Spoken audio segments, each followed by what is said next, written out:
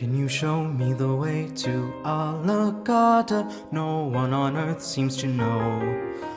Blood. It is always blood. I stopped trying to understand why long ago.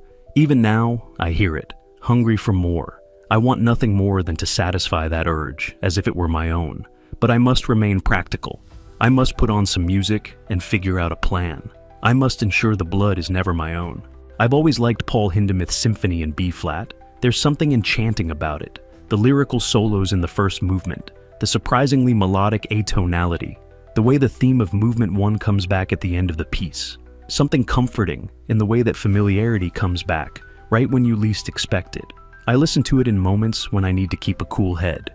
Like right now. There are impossible tasks, and then there's finding a way to Alagadda. It's been done before, so we know it's possible, but we're not sure how exactly it was done. I know just enough about how to open our way, rather, the Foundation's way, to know that the creation of it was a much more complex process. But my patron has demanded it, so I must find a way to get there.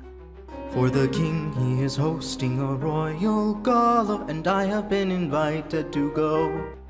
As the third movement begins, I consider my options. I could try to sneak in through the Foundation's way. I already know how to open it. I know what to expect on the other side.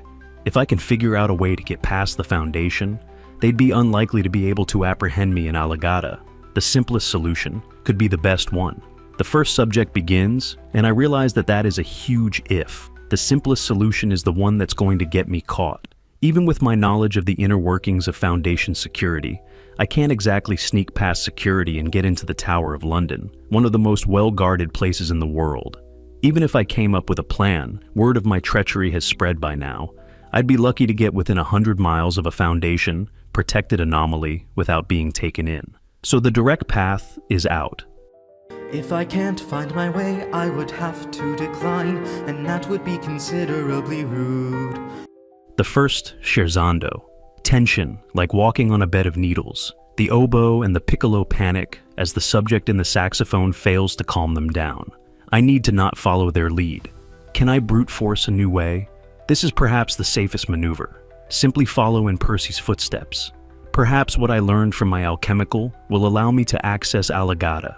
I didn't get too far in my thaumaturgical studies, but in theory, I know enough to create a way, though the exact substances and steps would take some trial and error. Except, I don't have time for trial, and I certainly don't have time for error. I can no longer stall the Foundation's progress.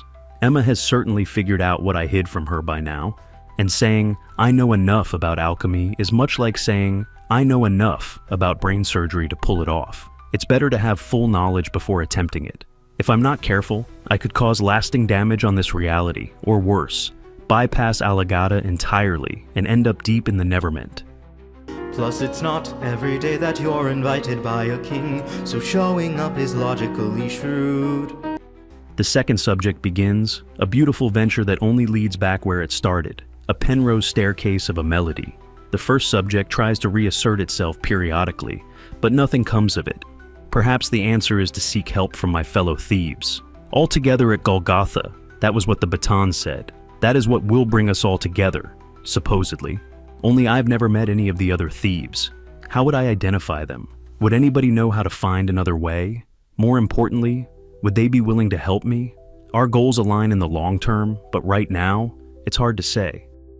The musicians are playing their grand toccata. I should depart without delay. The second scherzando, the second subject, plays underneath. But even through the panic, it seems the upper woodwinds have things more under control. The sound is more subdued, sinister, whispering as the second subject fails to engage, as though the subject is about to be betrayed. I could turn myself in. The Foundation certainly wouldn't expect that. I might be able to convince them I have valuable information, make them take me to Alagadda, then perform my duties there. The scherzando fades out of existence, not with a bang, but a whimper. That idea is easily the dumbest I've had so far. Supposing they believed me, they wouldn't let me go to Alagadda. Supposing they did, there would be no chance to escape their watch. Do you know how to get to Alagadda? For no one else on earth knows the way. The two subjects combine somewhat messily. I'm unconvinced they're trying to combine cleanly. I wish I could write something this good. I've always loved music. I've just never been good at it. That is to say, I've always been perfectly fine at it, just never exceptional. But I watched people for whom music meant less easily surpass me when it seemed like my life. So I changed tactics. At the foundation, I learned more about the world that had fascinated me, but my love for music never wavered. It was only after years at the foundation that I discovered Golgotha and understood that my entire life had been leading up to this, that I had a part to play, and that I would be united with the music that had meant so much to me someday. I have combed every book, I have searched every map, but no one has a path that can be found. The first movement theme awakens me from my reminiscing, and I realize something for the first time. The thieves got to be front and center at the event that changed world history, true. But they were crucified along with Jesus of Nazareth, and they weren't so lucky as to be resurrected. The penitent thief was never even mentioned until the Gospel of Luke. The earlier Gospel of Mark state both thieves mocked Jesus. They were merely thieves. What could they have possibly stolen that was equivalent to their lives? They were thieves, not arsonists, not abusers, not murderers. Simple thieves. And they died for their crimes. They publicly suffered and then died. Simple sins have intense consequences. If the saint knows I'm late, then that would only end in flames, as Alagadda burns to the ground. It's over. The symphony is over, and I'm still no closer to an answer. Only one thing makes sense. I am in way over my head. If we play what was heard on Mount Golgotha, maybe they'd finally find some peace. I'm on the verge of an idea. I can feel it poking from the back of my mind, but I don't understand it. Something about the third movement of symphony in B-flat. But what? The subjects? The scherzandos? The fugual nature of the piece? Or the recombination? No, it's something about the theme, the one from the first movement. The way something familiar comes back right when you least expect it. And with that, I'm hit with a sudden wave of clarity. I can't turn myself in, but perhaps there is somebody left there that I can trust. Perhaps there is one savage beast I could soothe yet. Until then, how to get to Alagadda? It never seemed so far out of reach. The words come flying from my fingers, quick and precise like the first subject, but the thoughts themselves are like the second subject. Circular, wishy-washy, vague, nonsensical.